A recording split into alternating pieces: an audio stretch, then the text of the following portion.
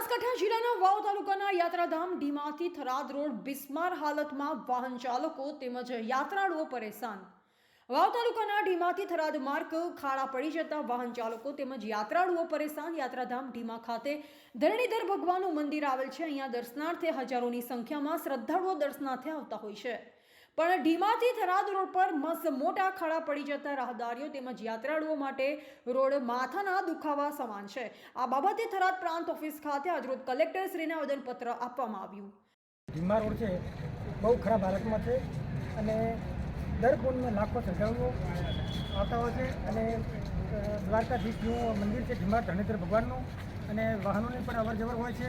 એટલા માટે કોઈ ચાલી ટોલથી અને એક્સિડન્ટની પણ સંભાવના ખૂબ થાય છે અને ડિલિવરીનો પ્રસંગ હોય તો 20 મિનિટનો રસ્તો છે એ જગ્યાએ 1 કલાક ગાડી લે છે અને આ રસ્તો અમારે સરકારશ્રીની એવી માંગ છે કે રસ્તાનું તાત્કાલિક મને કામ કરી આપે।